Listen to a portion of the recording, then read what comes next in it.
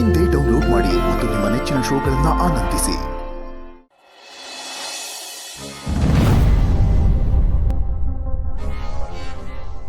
ಕಷಾಯ.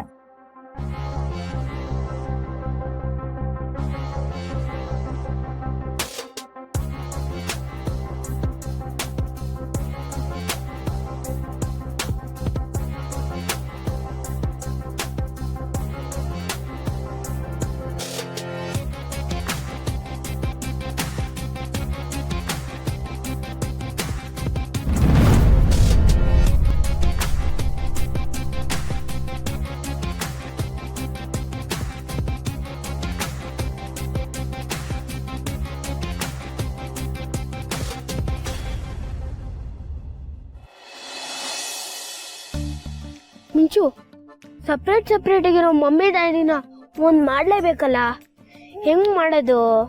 ಹ್ಞೂ ಆಕಾಶ್, ಹೀಗೆ ಬಿಟ್ರೆ ನಮ್ಮಿಬ್ಬರ ದೂರ ಮಾಡ್ಬಿಡ್ತಾರೆ.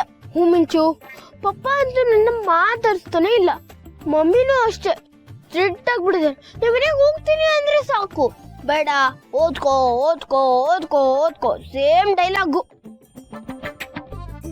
ಪಪ್ಪನೂ ಅಷ್ಟೇ, ಇನ್ನ ಕರ್ಕೊಂಡ್ ಬರ್ತೀನಿ ಅಂದ್ರೆ ಬೇಡ ಅಂತ ಹೇಳ್ತಾರೆ, ಓದ್ಕೋ ಅಂತ ಹೇಳ್ತಾರೆ. ಮಿಂಚು, ಎಷ್ಟು ಯೋಚನೆ ಮಾಡಿದ್ರು ಇವ್ರು ಯಾಕೆ ಹಿಂಗ ಆಡ್ತಾ ಇದ್ರ ಅಂತ ಗೊತ್ತಾಗ್ತಾ ಇಲ್ಲ. ಅವತ್ತು ನಾವು ಹೋಟೆಲ್ಗೆ ಹೋದ್ವಲ್ಲ, ಆ ಥರದ್ದು ಏನಾದ್ರು ದೊಡ್ಡದು ಪ್ಲಾನ್ ಮಾಡೋಣ. ಬಟ್ ನಾವ್ ಅಲ್ಲಿಂದ ಬಂದಾದ್ಮೇಲೆ ತಾನೇ ಇಷ್ಟೆಲ್ಲ ಪ್ರಾಬ್ಲಮ್ ಆಗಿರೋದು. ಹೌದಲ್ವಾ, ಅಲ್ಲಿಂದ ಬಂದ್ಮೇಲೆ ಇದೆಲ್ಲ ಆಗಿರೋದು. ಈಗ ಮತ್ತೆ ಆ ಮಿಸ್ಟೇಕ್ನ ಮಾಡೋದ್ ಬೇಡ. ಏನೇ ಆಗ್ಲಿ ಪ್ರಾಬ್ಲಮ್ ಆಗದೆ ಇರೋಂಗ್ ಮಾಡೋಣ.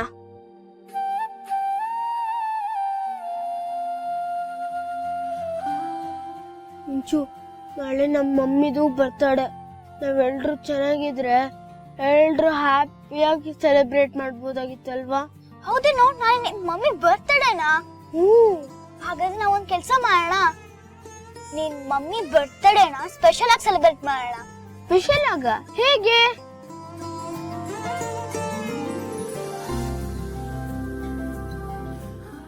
ಸೂಪರ್ ಮಿಂಚು, ಹಾಗೆ ಮಾಡೋಣ.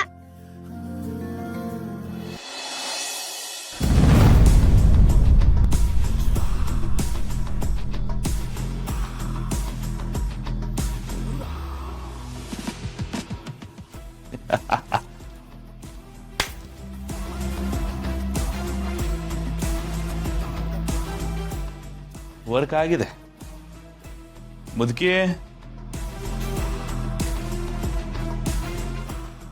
ಮುದುಕಿ ಸ್ಪೆಕ್ಸ್ ಸರಿ ಮಾಡ್ಕೊಂಡಿಲ್ಲ.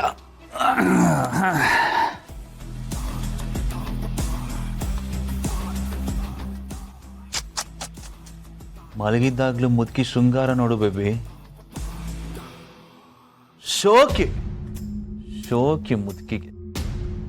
ಏನ್ ಮುದುಕಿ ನೀನು? ನಾನು ನಿನ್ನ ಕಷ್ಟ ಸುಖ ಮಾತಾಡೋಣ ಅಂತ ಬಂದ್ರೆ ನೀನ್ ನೋಡಿದ್ರೆ ಮಲ್ಕೊಂಡು ಕೋರಿಕೆ ಹೊಡಿತಾ ಇದೆಯಾ? ಹೋಗ್ಲಿ ಪಾಪ, ಮಲ್ಕೋ.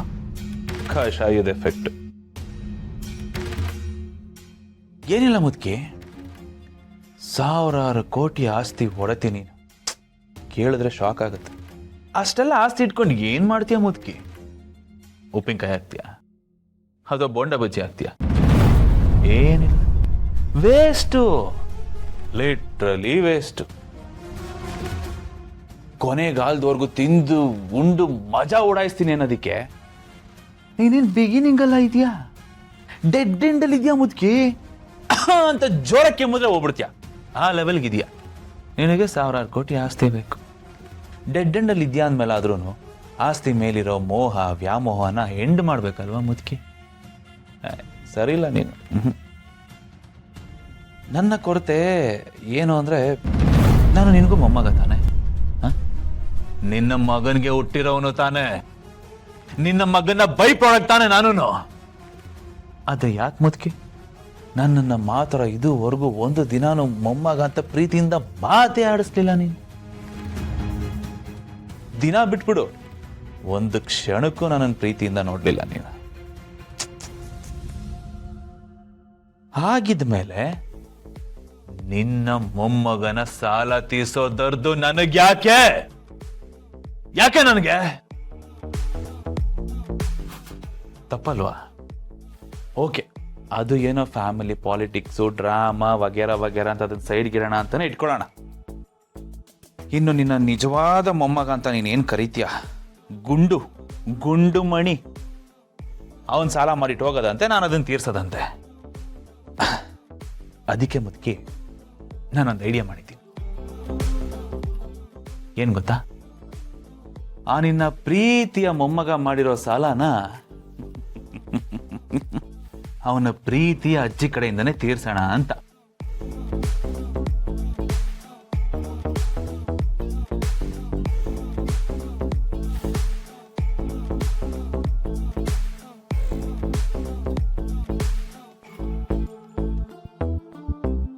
ಸರ್, ಮೇಲ್ ಮಾಡಿದ್ದೀನಿ, ಚೆಕ್ ಮಾಡ್ಕೊಳ್ಳಿ. ಓಕೆ ಸರ್, ಥ್ಯಾಂಕ್ ಯು, ಬಾಯ್. ಹೇಳಿ ಅಂಕಲ್, ಏನು ಸಮಾಚಾರ? ಅಯ್ಯೋ ಆನಂದಪ್ಪ, ಎಲ್ಲಿದ್ಯಪ್ಪ? ನಿನಗೊಂದು ಶುಭ ಸಮಾಚಾರ ಹೇಳಬೇಕು. ಮನೇಲೇ ಇದ್ದೀನಿ, ಒಂದು ನಿಮಿಷ ರೀ. ಏನೋ ಶುಭ ಸಮಾಚಾರ ಅಂದ್ರಲ್ಲ, ಏನದು? ಅಜ್ಜಿ ಮನೆಗೆ ವಾಪಸ್ ಬಂದಾರ ಕಣಪ್ಪ. ಶಿರೋ, ಅಜ್ಜಿ ಮನೆಗೆ ಬಂದಿದ್ದಾರಾ?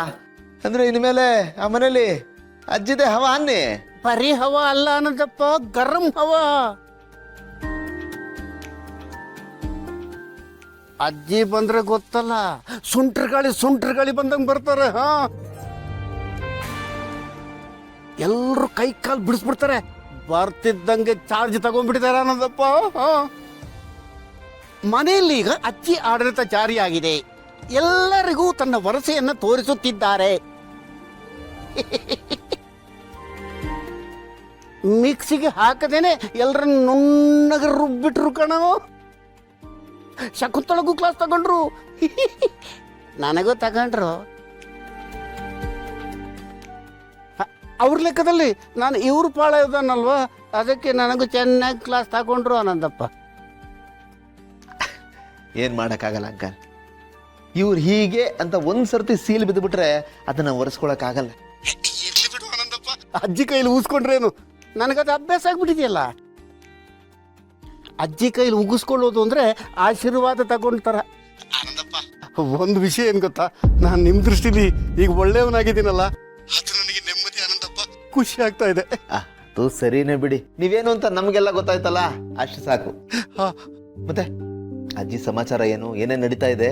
ಗೌತಮ್ ಸಿಕ್ಕಿದ್ನ ಅಂತ ಕೇಳಿದ್ರು ಆನಂದಪ್ಪ. ಆನಂದಪ್ಪ, ನಿಂಗೆ ಗೌತಮ್ ಭೂಮಿಕೆ ಎಲ್ಲಿದಾರಂತ ಗೊತ್ತಲ್ಲ. ಒಂದು ಸರ್ತಿ ಅವರನ್ನ ಈ ಅಜ್ಜಿಗೆ ತೋರಿಸ್ಬೇಡಪ್ಪ. ಬಡ ಜೀವ, ಹಿರಿ ಜೀವ, ಎಷ್ಟು ಆಸೆ ಪಟ್ಟಿದೀಯೇನೋ. ಅಜ್ಜಿನ್ ಬಿಟ್ರೆ ಏನಾದ್ರೂ ವರ್ಕೌಟ್ ಆದ್ರೂ ಆಗ್ಬಹುದು. ಅಜ್ಜಿ ಫೀಲ್ಡ್ ಇಳಿದ್ರೆ ಗೊತ್ತಲ್ಲ, ಗೋಲ್ ಹೊಡೆಯೋ ತನಕ ವಿಶ್ರಾಂತಿನೇ ತಗೊಳಲ್ಲ. ಹಾ,